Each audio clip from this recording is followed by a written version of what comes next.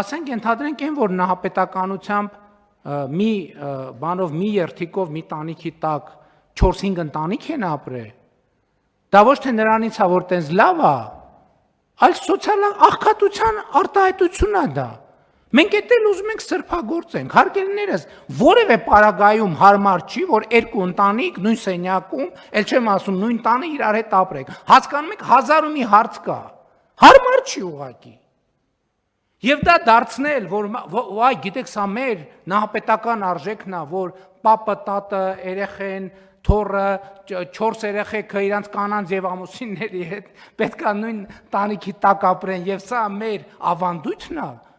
Դա աղքատությունից է տենց եղել, ժողովուրդ ջան, տուն չեն ունեցել այդ մարդիկ։ Ժամանակ ա եղել, որ կովերնել են նույն սենյակի մեջ ապրել, բայց դա չի նշանակում, որ դա մեր ավանդույթն է։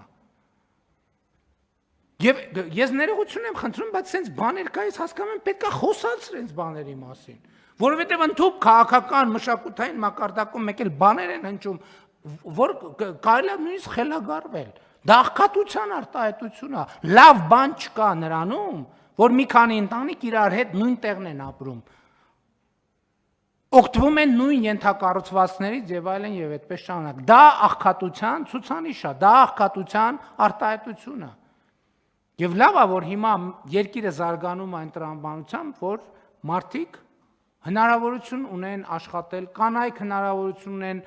տղամարդիկ հնարավորություն ունեն, երիտասարդ ընտանիքներ հնարավորություն ունեն իրանց համար բնակարան ձեռք բերել եւ ապրել առանձին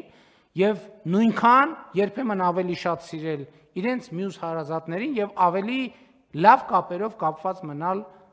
մյուս հարազատների հետ։ Բայց ելի եմ ասում, ես ինչի եմ սրա մասին ասում, որտեղ սրա մասին պետք է ասել։